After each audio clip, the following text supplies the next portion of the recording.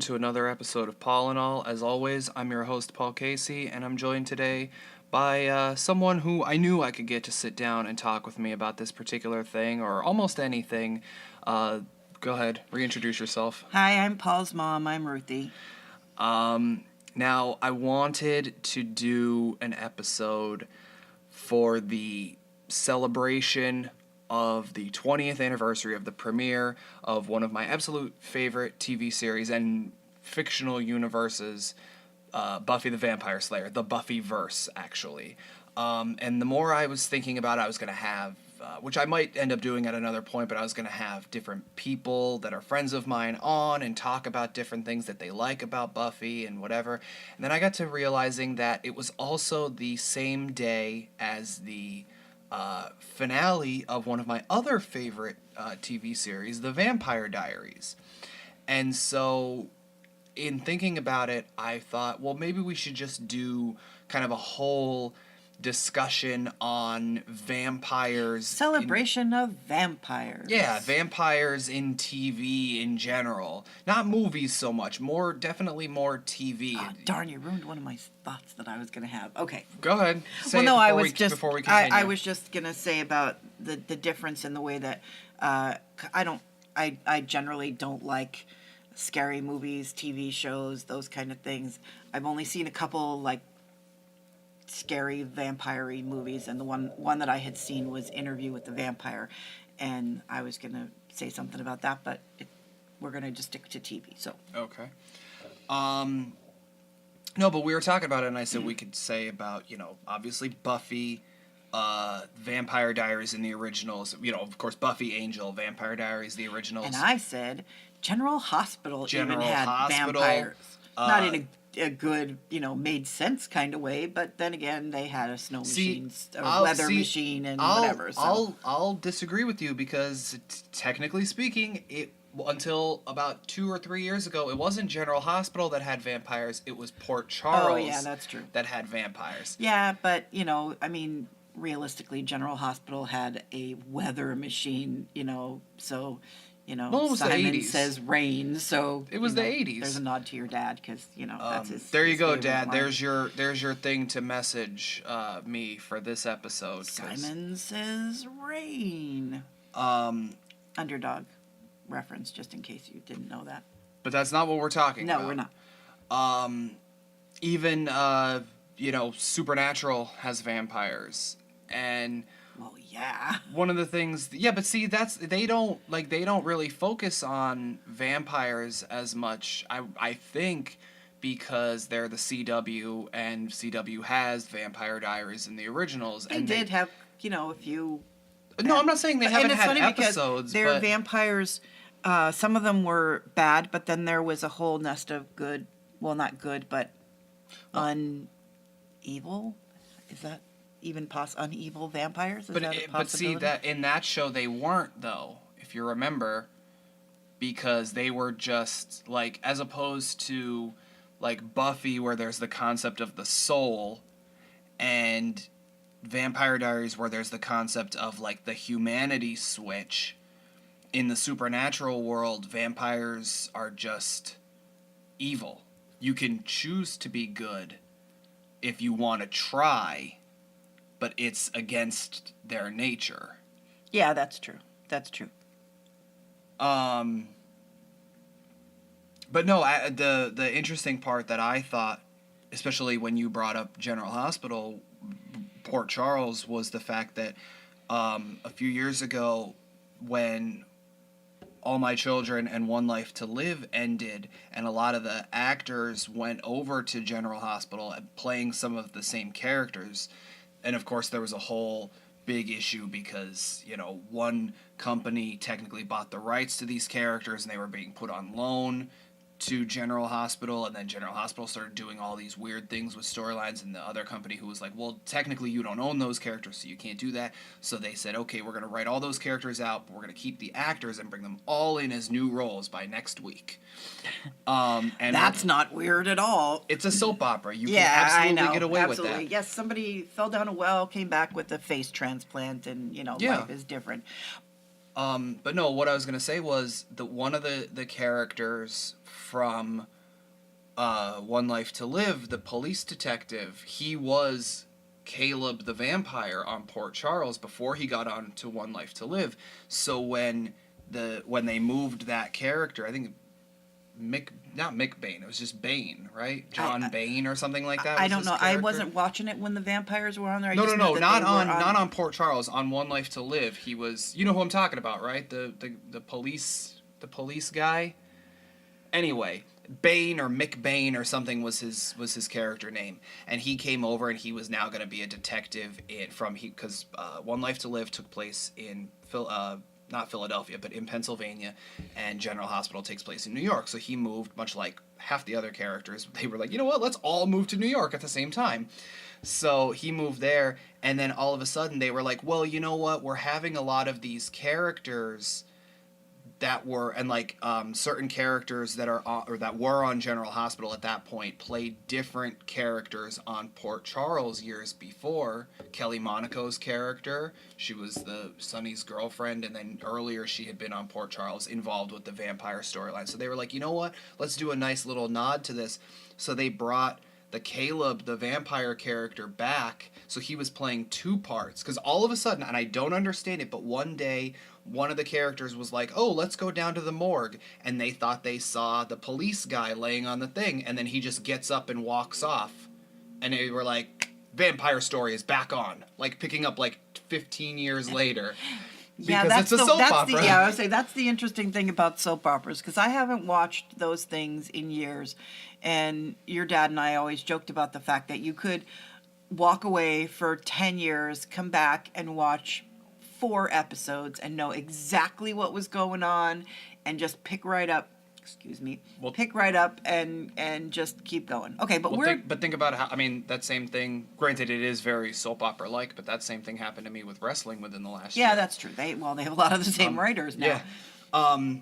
But no, wanted to talk about vampires, celebrate Buffy, Yay, Buffy. 20 years, though. I know. That's an achievement. One of the guys, people are still talking about it 20 years later, you know? One of the guys that I work with who is more, and I don't understand it. I don't feel there's like it's not like a conflict, but in my mind I'm like, I just don't get it. He's more a fan of the Angel series than the Buffy series. And I like Angel as a series, but I'm definitely more a fan of Buffy the series than Angel the series. But he likes Angel, and when I told him about the fact, you know, like, oh, it's 20 years, and he's like, is that right? And I'm like, yeah, because he's a few years older than I am, and he commented on the fact that he was a freshman in high school. And I said, oh, so you were those guys. You were those characters. Yeah. And he's like, pretty much, yeah.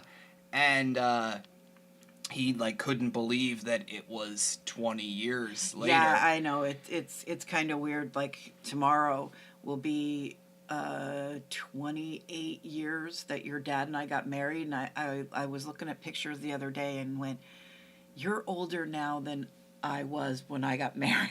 Yeah. That's kind of weird. And, you know, time is just, you know. Well, I mean, except if you're a vampire, then time means absolutely nothing, because, you know, Angel was a 300-year-old Cooper. Here's my issue. Thank you. You gave me the perfect segue, and I swear I didn't set up like, oh no, whatever. Like I said, I talk about this before. I said I do have an issue that I want to address, but I was just waiting for the perfect moment. Okay, and here it is. Here's my issue with vampire TV shows. Okay, obviously I like them. I'm a huge Buffyverse fan. I'm a huge Vampire Diaries verse fan. I own Buffy and Angel on DVD. I own some of the Vampire Diaries on DVD. But my issue is they're supposed to be ageless, and it doesn't happen.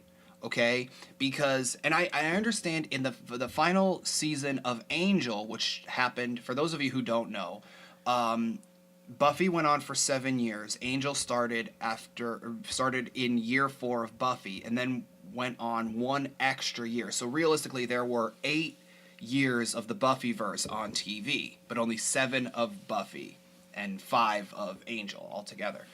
But so in the final season of Angel, one of the characters, Spike, comments to Angel something about you're looking old. Because, like he had been very stressed or whatever, and he says you're looking old. And of course, that's, partly because he's stressed and partly because 8 years later, David Boreanaz looks a lot older, right?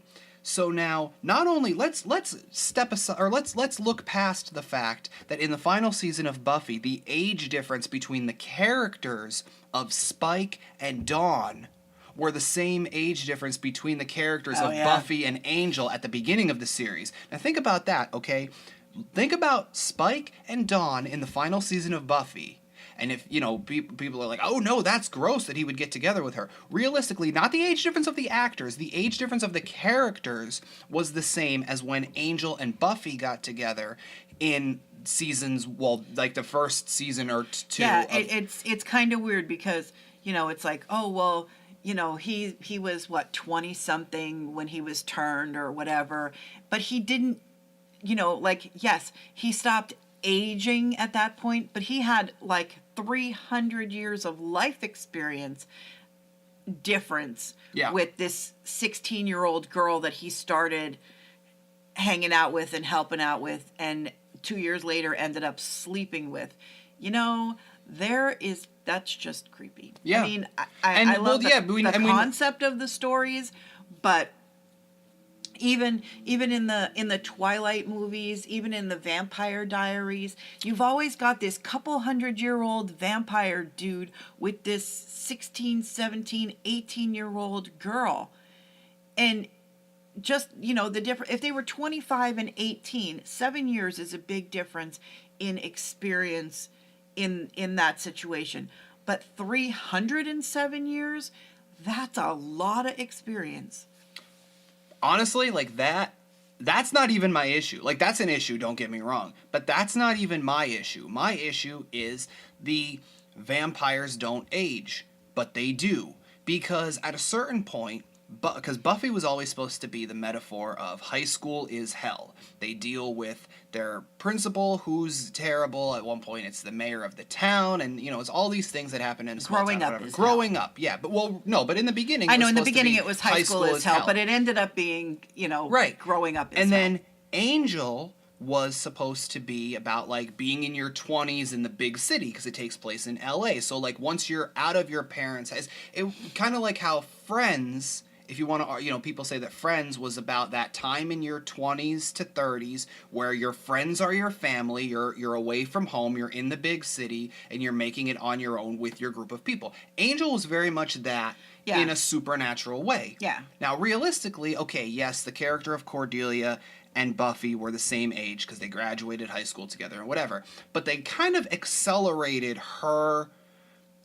They didn't accelerate her age, but they accelerated her maturity very much, so she could fit in with Wes and Angel in that kind of late 20s, early 30s mindset. Yeah, she didn't do the whole college aging slowly. She just literally jumped from 18 to 25. Yeah, again, not in terms of age, actual age, but in just maturity. In maturity, she went. But then again, when you go to the bigger cities, there is that giant jump of. That's fine. You can't be that naive little kid from the. Fine. From Sunnydale and anymore. The first episode of Angel establishes that because she is that naive, whatever, when she goes to that party. Oh yeah, she thinks, and she also thinks she's going to go out there and suddenly she's going to be, big time actress. Yeah. But. At a certain point, they then went and said, okay, so now this is kind of the late 20s, early 30s. These are those characters, whereas the Buffy characters are they're early, they were going through college, and then they started experiencing some of that stuff towards the end of the Buffy series, Right.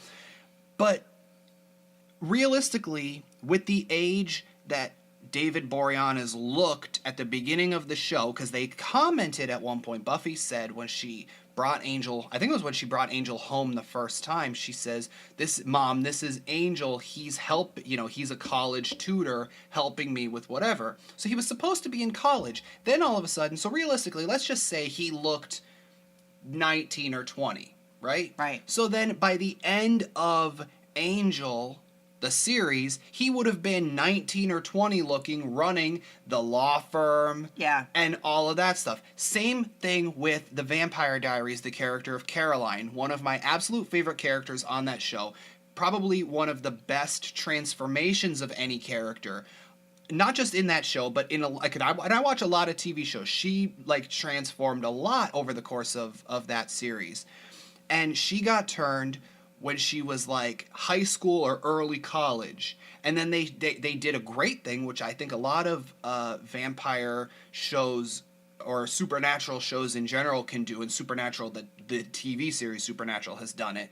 But they did a time jump where all of a sudden they were like, oh, it's 5 years later. Because now they could portray things in the future, and your vampire characters don't age. Your non-vampire or supernatural characters, they move their hair from one side to the other. Yeah, that's amazing or put how that makes a glasses difference. on, Yeah, no, and suddenly, all of a woo, sudden look at that, they're different. Yep. Lost does that all the time. And Yeah. most, even like How I Met Your Mother did that. You know, you put glasses on or take glasses off, Well, they did change that your in One Tree hairstyle. Hill, right? Yeah, it's exactly. like, well, look, part my hair on this side. Oh, no, we're 20. Now we're Yeah. 30, But so the Vampire Diaries, the Vampire Diaries did that, and they shot ahead 5 years. So then like I said, all the vampire characters look the same, right? Fine. And then at a certain point, the characters go to college. Well, realistically, Caroline was still supposed to look about 16, 17, maybe even 18 years old. So then she's in college. Okay, I can understand. Around that time, you still look the same. Then when they did the time jump 5 years, she's all of a sudden, spoiler alert. So you should have known before you listened to this. Let's just say. So she's a mother. She works at a news station and all this stuff. But realistically, she's supposed to be forever 16. Same thing with. Yeah, but we know people who look like. Oh yeah, I know a real life vampire for sure. There's a couple because one is starting to show her age now, but yeah, there's a couple people that we know that you keep looking at going, yeah, there's something that's not quite. But no, but that because even the character of Stefan,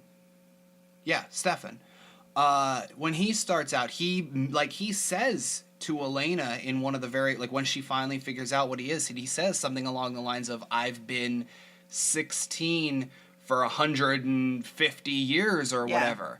And then all of a sudden but he's in college. But you would think by that time they could figure out how to appear older. If that's because was it on the Vampire Diaries or what? I guess they would want to stay younger looking because that's how they get the young blood or whatever. There was a show or a movie where that happened. I can't remember what it was, but it was something about they had a thing where they manipulated something with a scientist or whatever. Because I know theoretically there's a magic spell called a chimera. I don't know if I'm saying it right, but it's basically they call it a glamour spell, and it can change. It doesn't change how you actually look, but it changes the way people see you. So a Snapchat filter. Kind of.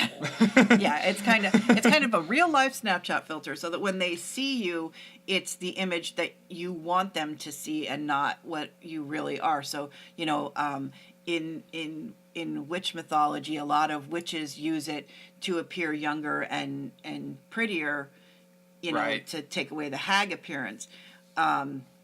So I would presume that after 150 years of supernatural living, that there are enough interaction, even though in the Vampire Diaries, the witches and the vampires tend to not get along, because they do sometimes. But, I'm sure that there's some kind of, because if people are looking at the fact that, if you're living in a town like Mystic Falls and, people are looking at the fact that those two boys never age, then they're going to start looking at everybody else to go, wait, there's something different about them. Is there anybody else different there? So as a witch, you would go, wait, let's fix this so that all they had to do was say that at one point, and I would be perfectly okay. I can get away, I could forgive Angel and Buffy and whatever, because like maybe no one thought of that at the time, or they had to focus on other things. But on the Vampire Diaries, they did focus a lot on, we have to, because that's why they didn't really go back to Mystic Falls a lot, was because that's where their family was from. There was a lot of things on record about those two brothers, so they couldn't go back there as often, or they'd have to go back every few hundred, even on every 100 50 years, years or so, so that people don't notice. Well, and then when you come back, it's, well, you're a relative of theirs, not that you've been living there for 30 years and everybody else is getting older and you're not. But like I said, that's my issue, is like, especially the characters of Stefan and Caroline, they are supposed to be forever, like now, like Ian Somerhalder, yeah, he looks a little bit older now, but like he still looks like early 20s. Yeah, like but then again, that's the thing. Everybody's excited. Oh, it's 20 years for Buffy, and oh, are they going to do a reunion or whatever? And how do you do a reunion? Because the ageless vampires are not ageless. See that, but that's my issue. Well, like I know David Boreanaz has said, because even at one point, anybody who doesn't know this, here's a little tidbit for you. At one point, once Joss Whedon, the creator of Buffy and Angel, I don't want to say he strong-armed, because that's not really what it was, but he went to the WB and said, listen, with Angel, and he said, listen, you guys always renew us at the very last minute. He's like, he goes, my writers turn down other jobs because they want to keep working on this, but you never let us know in time. So if you're going to cancel us, could you let us know early enough so that they could get other jobs, so they could feed their families and whatever? Because if not, at a certain point, if you're not hired for the next season of TV, pretty much you're out of work for like a year. At least 6 months. Well, till pilot season starts again. Yeah. So he went to them and said that, and they said, okay. And like, it was the next day or within the week or something, they called and they said, okay, yeah, we're going to cancel you.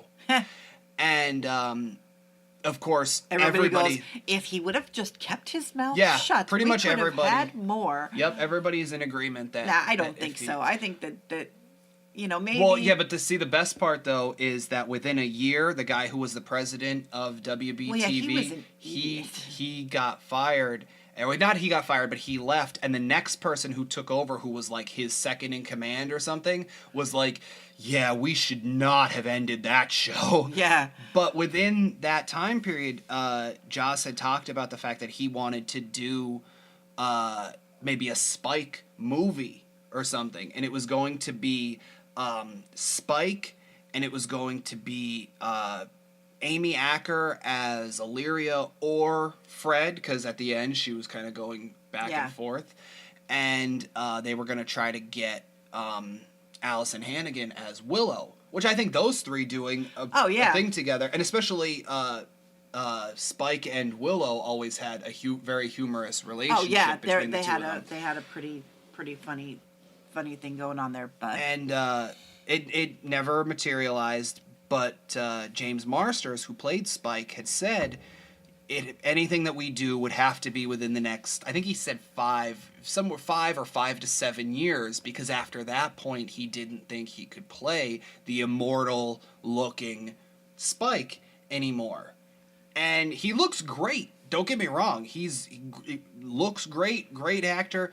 Doesn't look, late 20s, early 30s like he did 20, even 15 years ago. Yeah. Yeah, so that's the problem with these. I mean, in book form, in comic book form, they can go on forever. Which they have. In the I guess the Vampire Diaries books is easy. You can have, the endless supply of stories and whatever.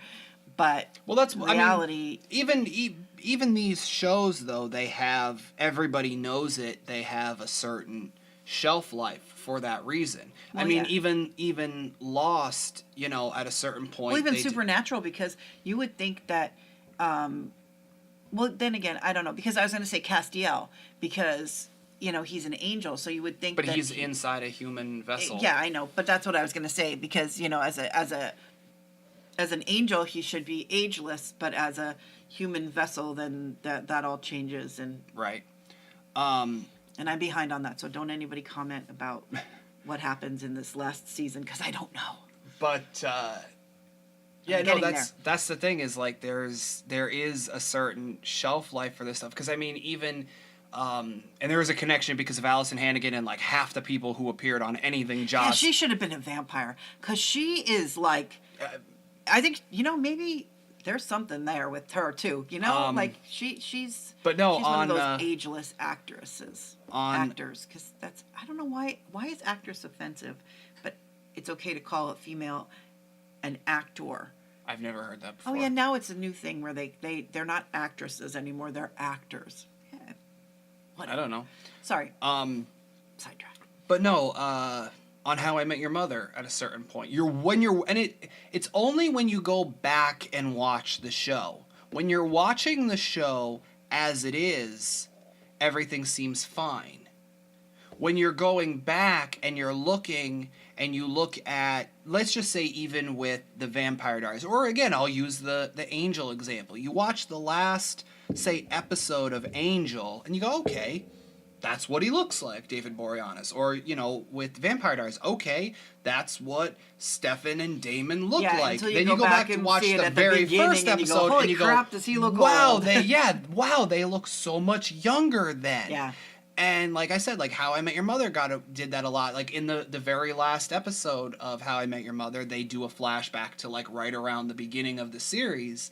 And then you go, okay, like that makes sense, because realistically those characters, they aged, but not a lot until you go back and go, wow, that was like 10 years ago, So when you're watching this stuff straight through, it's one thing, but when you're it's when you go back and start thinking about it. And unfortunately, and here's the thing, okay, anybody who listens to this show, or if you listen to Lost with friends, you'll hear that like I'll nitpick little things like that. This person sitting next to me, she is half the reason, maybe a third of the reason for that little nitpicking, like, oh, that's wrong, or that briefcase was in the wrong hand. Paul has 3 parental influences in his life, me and his father and my best friend. And we are the pickiest people when it comes to continuity and things like that. Like, we will literally sit there, and there's a lot of times he hates watching shows with me, because there'll be a dinner party and they'll all be raising their glass for a toast, and I'll go, that glass was empty a second ago. And it's like... And unfortunately now I see those things. And then, like, for example, there was an episode of Lost with Friends where I talked about the fact that, because they said that somebody backtracked their own footprints. And I said, well, wait a minute. If you backtrack, you're putting your weight on the opposite part of the foot. So then the impression of the foot would be equal, as opposed to when you're walking, and it would be uneven. And the 2 people that I was talking with were, well, actually it was 3 people, but 2 of them were like, they were talking to me and they were walking backwards to see if I was right. And they're like, I can't believe this. How have I never thought about this? And I'm like thinking to myself, I didn't say it, but I'm thinking to myself, I'm like, you don't know my parents, Yeah, we've kind of, like... Ruined me. That's what it is. They ruined me for things like this. Sorry about the people who are listening to this with headphones, because he just yelled at you. Yeah. But, we ruined it. We make him... We're the reason that he sits all the way through the credits now. I mean, Marvel things aside, he sits all the way through the credits, because that's somebody's kid. So you sit there and you're respectful till the end of the credits. Except on TV shows, I'll lie. I mean, I won't lie. I don't sit all the way through the credits. Well, that's because they cut the credits so bad on TV shows and stuff. But when we go to the movies, you sit there until the end, and it's not because there's it's not an end scene. Marvel movies. They copied off of us, for real. Like, they make people sit there till the end. And I've gone to movies where people have said, because I don't like to go to the movies opening day. I'll go maybe 2-3 days later when everything's calmed down a little bit.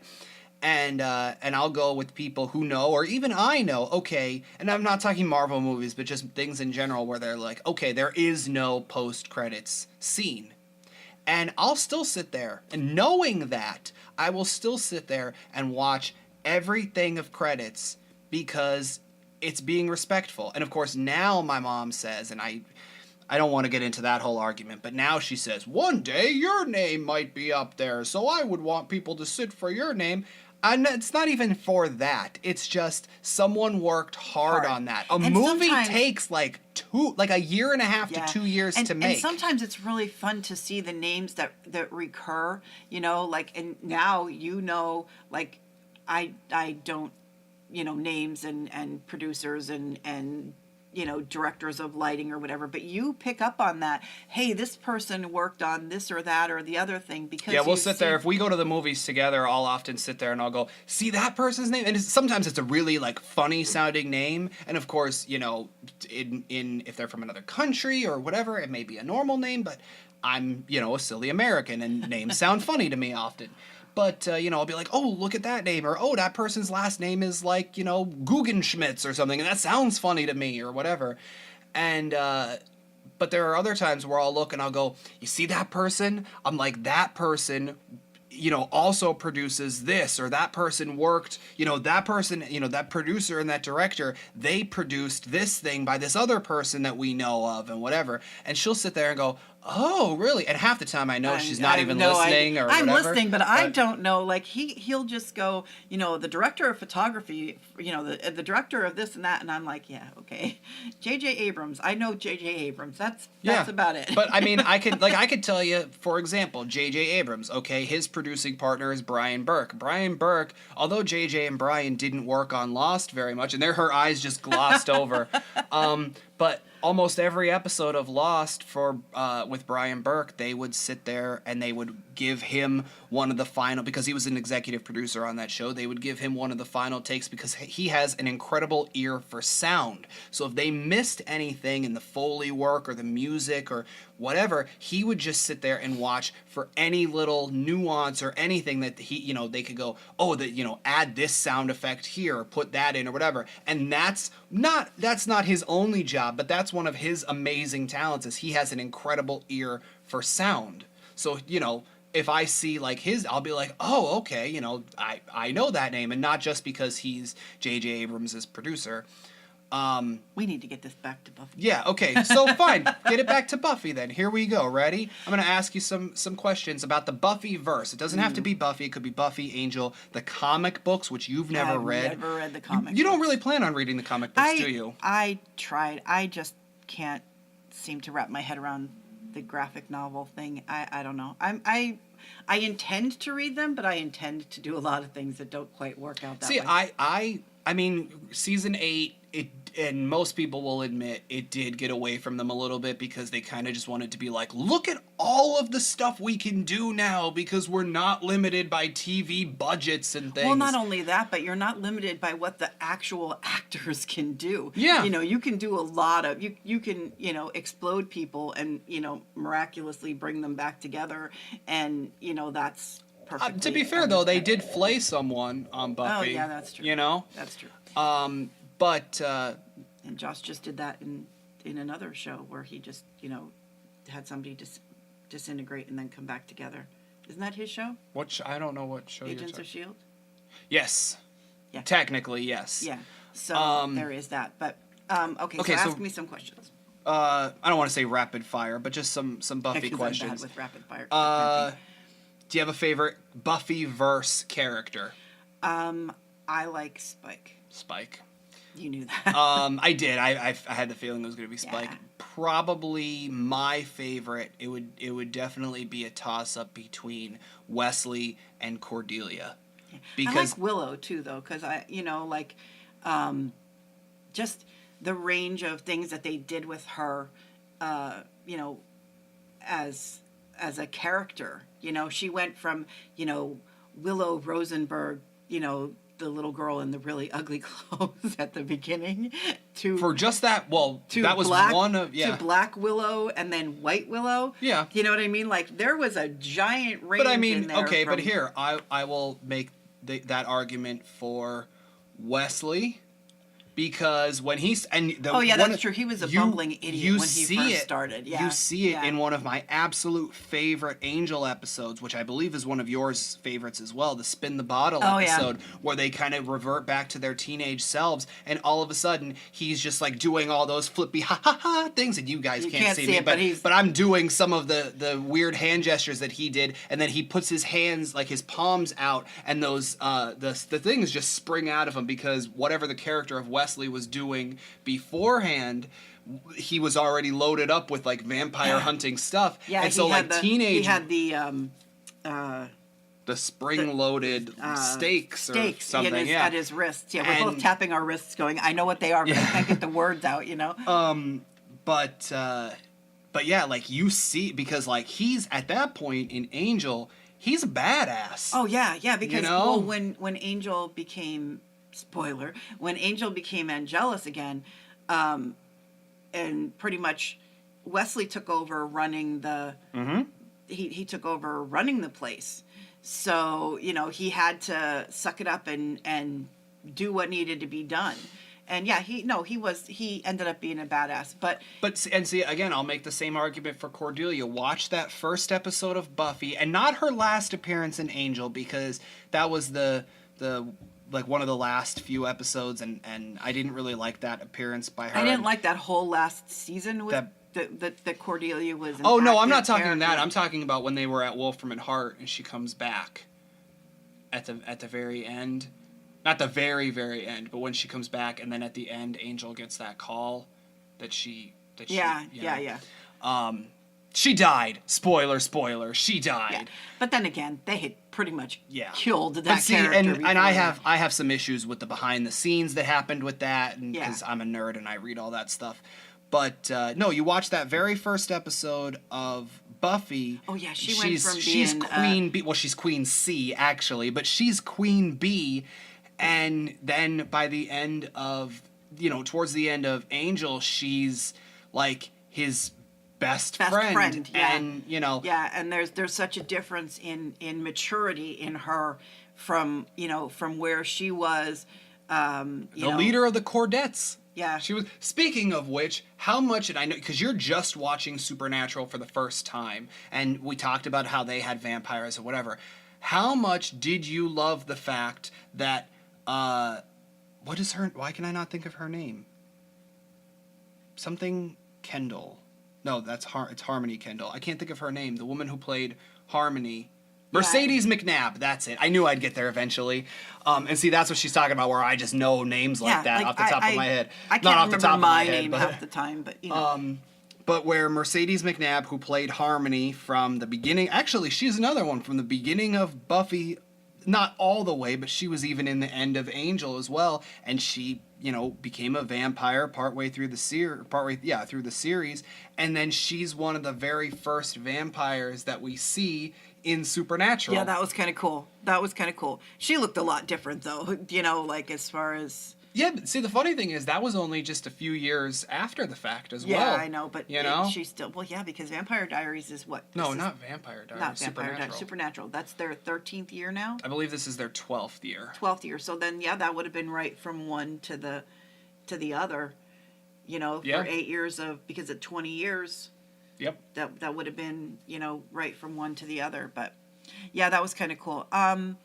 Okay. Because they've had a lot of Buffy people on that show. Yeah. Well, like a lot of them. Yeah. Okay. Okay, so I asked you favorite character. Do you have a least favorite character? Most people would say Dawn. No, I don't. Connor! Yeah, that's true. Connor! Yeah, sorry about like Connor. Yeah, stop screaming in the people's earphones.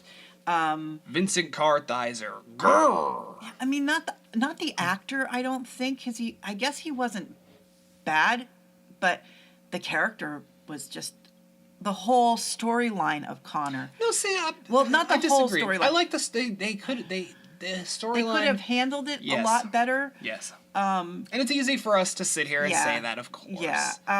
But the whole creepy Cordelia Connor. Actually, I always thought that was kind of funny. Because, and they explained it away really well because it wasn't really her. Yeah, but then again, it's the same thing. It was icky. The fact that Cordelia was her age and Connor was whatever, He like was say real in our realm. He was about 3 weeks old. yeah, but in he had been gone for what, theoretically like 18 years or something like that. So theoretically, Cordelia was like 23, 25 maybe. Right. And he was 18, which if you go and do the math, that's about the age difference minus a couple hundred years of Angel and Buffy. The actors. Well, No, not the actors. The characters. Yeah. The characters, minus a couple hundred years. So, Angel's character. Well, so there you go. But you have no problem with, I know, with Angel and I know. Buffy. I do in the fact that it's a couple hundred years, but the age difference. Him looking 25 or 20, 20, whatever. But it's weird that that's the creepy thing, like. But see, like I said, you don't have a problem with I don't that. have a problem because I think they explained it away very well. I think they rushed a lot of stuff with her at the end because of the behind the scenes stuff that was going on, which is a discussion for a different time. But no, I mean, I don't know. I don't know that there's a character. I mean, obviously the Connor character-ish. Excuse me. But I don't know. I really liked most of the characters. I'm surprised you didn't list Clem as your favorite. Buffy. Yeah, usually character. I do. Yeah, I there's something about Clem, except for the fact that he eats cats. Yeah, Which is, you don't like cats, so I would think you would be okay with that. No, but I still don't want them to be hurt. I don't want them near me, but I don't want them to be hurt because that's just no. But yeah, I like Clem. He's just, I don't know. It's weird. He's cuddly, I guess. Okay, so now I know the answer to this, so I'm going to take the episode Once More with Feeling off the table completely, because that, I know for a fact that is yours. What is your second favorite episode of the entirety of the Buffyverse? I don't know. I know one of my... Because see, the thing is, and again, this goes to, like, I know actors and producers and directors of photography and all that stuff, and I know episode names. I could tell you, what episode this was in, who was the guest star, that kind of stuff. My mother doesn't quite know, if I say the episode, she'll probably know this one off the top of her head, but if I say, I really like Band Candy, do you remember that one? Yeah. Okay, that one you know. If I said Tabula Rasa, do you know that one? I know the name, but I don't remember. That's the one that happens right after Once More with Feeling, where on Buffy, they all lose their memories. Oh, okay. And Spike thinks that his name is Randy Giles. Yeah. Because he has that tweed thing on. But, I could say that episode, and I know that one. You could tell by the inflection in her voice, she likes that one, but doesn't know it. So I'm not necessarily asking episode title, but do you have... I don't know if I have a favorite. I have some least favorites. Oh, do you want... Okay, give us those then. My least favorite is...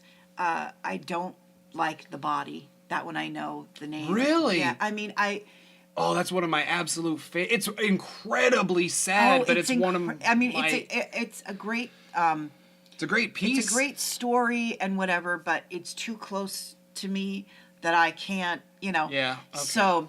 Again, a story for another time. That's losing a parent is really hard, and in that way, it's just awful. I don't dislike the episode. It's a great experience episode, but the one where Fred becomes Illyria is... No, wait, are you talking where, Illyria pops up in the last, 5 seconds? The entire episode is where Fred's seems like dying? Fred is dying, yeah. That one is really hard. It's really... I mean, it's a great episode as far as being able to see what the actors can do and everything, but I don't deal well with death. Which is weird because that's, what the entire thing is. Yeah, but I don't know. There's not really... My least favorite episode of the entire Buffyverse is the episode Her of Angel with Bai Ling. Oh, which is yeah. She is, and it's ironic because she's in my absolute least favorite episode of Lost. And I don't necessarily want to say that it's her, because it's not, because she was in a pretty okay episode of Entourage, but just she happens to feature in my least favorite Buffy-verse episode. It was Angel, technically, but it was the Buffy-verse overall. And she's in my least favorite Lost episode. Yeah, but that episode, I'm not. I'm not, I'm not a big fan of that, but that's one that wouldn't jump to the top of my, like, that was an episode that happened, Yeah. like, I'm not, and it's funny because, like, I read, I read things online and they'll say, this is a metaphor for that, and I just like the story. I'm not looking for metaphors to this and that and the other thing. It's just what it is. So, that's just I don't know that I have, I don't know, what's your favorite Not Once More with Feeling Buffy-verse episode? My favorite Not Once More with Feeling episode, I would normally say Hush, which is like the exact opposite of Once More with Feeling, where they all lose their voices. Yeah. With the gentlemen. Yeah, they were. Yeah. Yeah. Probably that's one of my favorite episodes. Honestly, I'd have to say almost any Joss specific episode, I always liked his the best. The Body, of course. I'm trying to think, what other ones did I like? I like when they went to whatever that other land was where they found Fred and Pylea, yeah, that whole arc on Angel, one of my, yeah, I love that when because that's Lorne's homeland, and there's no music. So when he starts to sing at the one point, they're all like, "Oh, this is terrible." Yeah. R.I.P. Andy Hallett, by the way. Oh yeah, that was yeah. Now see, if Missy was here, What? Wasn't he one of her favorite characters? The other day when we were downstairs, little Gil drew a picture, and it was like he drew a green face and it had horns, and I said, "Look, it's Lorne," and Missy went, "Oh my gosh!" 'Cause Really? it really did. It looked, not that he Um, would recognize what that was, but Well, he might with his parents. Yeah, that's true. But okay, so. And then, of course, we get to see Joss Whedon dance and Yes, Pylea, Numfar, yes. so that's kind of a fun nod. I'm trying to think though, what would be my favorite? I really like the Band Candy episode of Buffy.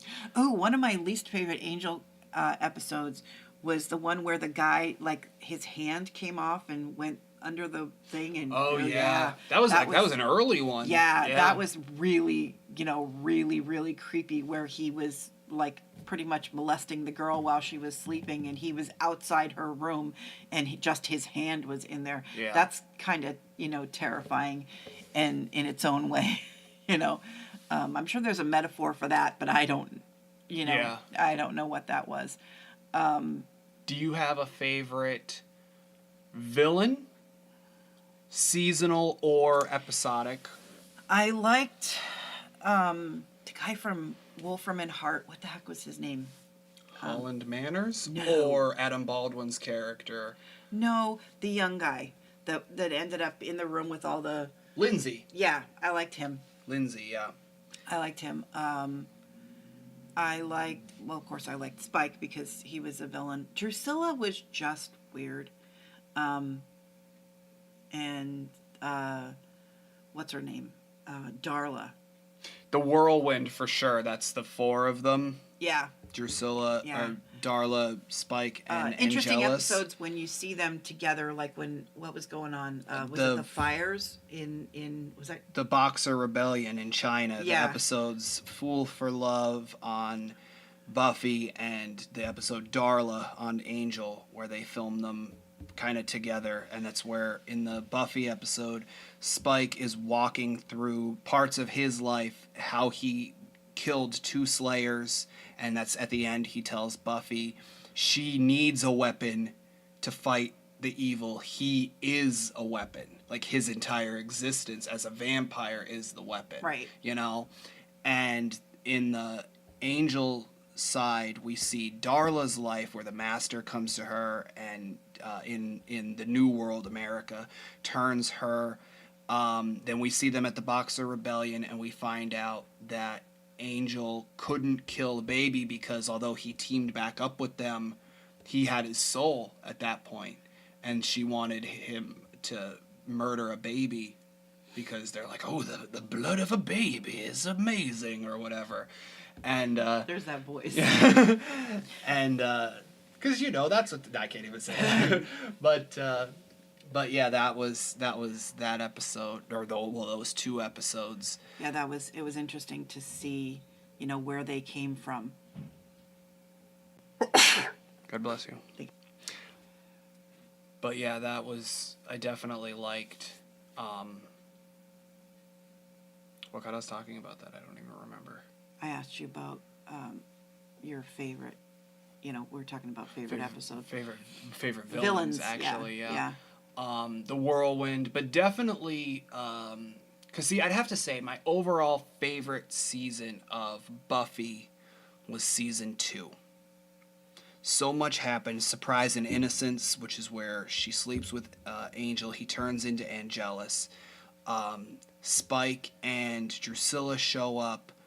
And then, the sword fight between Buffy and Angelus at the end of the season. Just absolutely one of my favorites. That season has Inca Mummy Girl, which is a really funny episode with Xander because he always gets, and up until he... Oh, that's another one of my favorites is the Hell's Bells one. Is that the one where he becomes 2 people? No, the Hell's Bells one is the one where him and Anya are supposed to be getting married. Oh, okay. I like the one where he becomes, where he splits in half. Yes. Why can I not remember the name of that one? Oh my goodness, I can't remember it. But while I'm thinking about that, it also reminds me of probably one of my least favorite characters on Buffy, because I said, overall it would be Connor, but one of my least favorite characters on Buffy in that particular series, and here you go, internet, hate me more, Riley. Hated Riley. Not a fan of Riley. There are people who love Riley out there. Yeah. Love Riley. Clean cut military man and whatever. And not a fan.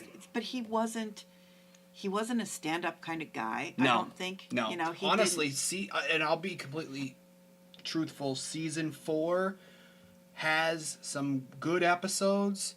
Probably my least favorite. That's the one with the initiative. Yes. Oh, I hated Buffy, the initiative. Yeah. I hated the initiative. Here, I'll put it in perspective, and you tell me if you have a particular one that's your favorite. Just of Buffy, The Master, season 1, Angelus, and minorly Spike and Drusilla, season 2, The Mayor and Faith in season 3, The Initiative and Adam in season 4. Yeah, I hated Adam.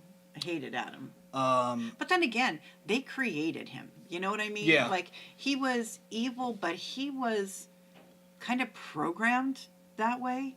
What I really like is, although I will admit season 4 has another one of my favorites, the Restless episode, the Dream, where the first, or not first, the primitive Slayer is coming after all of them in their dreams. And we get to see Tony Head sing for one of the first times. Yeah. He sings on stage at the Bronze. But yeah, I don't know. There was just... Because she has a dream about the guy who played Adam, and he looks like he's normal. Okay. And and it's weird because I'll look at him and go, is that guy really? Well, he doesn't, the way they the makeup, up and everything. Okay. But yeah, there was just something, I said, it's like I didn't like him, but then again, you kind of could almost feel sorry for him because he was created to be he called Maggie Walsh mother. Yeah. He called Riley his brother. Yeah. Okay, season 5 was Glory and Dawn. Yeah, that was just weird. Everybody hated Dawn. Poor Dawn. Yeah. And she was another one that was, she was like the preteen, if the story of Buffy was, coming of age and dealing with all that, poor Dawn, the whiny whatever, that's accurate. If you've ever been around preteen girls, hello, whiny, the world hates me. This is awful. Get out, and get it's out, get out! Exactly. That's them. That's them. Teenage girls are, I think people just didn't like the fact that all of a sudden they Yeah. were like, let's rewrite the story. But that's the point, was that they rewrote the story, and they all knew that it didn't quite feel right, and that's kind of an interesting thing too. Okay, go ahead. I think that they subconsciously knew that things just didn't feel right, and poor Dawn didn't know what the deal was with her. Well, especially when people who had been brain sucked by Glory went up to her and they're like, "What are you? You don't exist." Yeah, you're not real. Yeah, You're not she real. was. And that's as a teen girl, you have a hard time dealing with you're different or whatever, and then when people are coming up to you going, "You're not real," it's like, okay, I doubt myself to start with, and then and especially crazy people are telling you that there's something wrong with you. I will say though, I like the character Dawn. I don't have a problem with the character. One of the it's one of the things that makes me like Joss Whedon as a writer is how he set that up 2 years in advance. Oh yeah, because there was the whole Little Miss Muffet thing. There was references to Little Miss Muffet, counting down from 730. In the dream episode of Buffy in season 3, she's having a dream where her and Faith are making the bed. Yeah. And getting she says, ready for her. Yeah, getting ready. Little sister's about to come, and there's a comment made about counting down from 730, and the clock says 7:30, and that's when she's like, gotta go. The little sister's coming or whatever, and then you're like, okay, that's just weird dream stuff. And then there's the Restless episode at the end of season 4, features the Cheese Man, of course. That's the one, like I said earlier, where the primitive is going after them. And then she's looking at a clock at one point, and she says, that's wrong, because it says 7:30 again. Because now I've never done the actual math, I don't know, but I read something where from the episode where that initial dream sequence with Buffy and Faith happened to the moment we see Dawn, it was 730 days. That would be right? About 2 years or so? A little over 2 years. Yeah. So that's, there was 730 days. So when the season 4 finale happens and she sees the clock and she says, that's not right, because it's not that anymore. And then she walks out the door and Tara says, gotta be back before dawn, which of course, if the series had ended, which that's something I'll get to in a moment, it would just be the next day, but in reality it was Dawn, the character. But how he just set little things up like that, absolutely Joss love Whedon that. is an absolute master manipulator. Joss is boss. I've said Yeah. it. There it is. Yeah. Okay, so two more things that I want to talk about because our time is just about running out. What do you think about, because I want, Vampire Diaries as well. Vampire Diaries versus Buffy. I know you're going to say there's no comparison. It's always Buffy. A lot of people would agree with you. Some people wouldn't agree with you. That's not what I want to ask. What I want to ask is, what do you think about on Buffy versus Vampire Diaries and Supernatural and things like that, where the bodies remain, versus on Buffy where they disintegrate into dust? I love the fact that Joss had them disappear so you weren't having to get rid of bodies. But people just disappeared, And so, like, as a, anybody else would be going, well, what happened to them? You know what I mean? And so, but for the most part on Buffy, it was people who had already been buried come back, and then their bodies disappeared. So realistically, unless you dug up their grave, you wouldn't notice that their body was gone. That's part of it, yeah. So that wasn't as big a deal.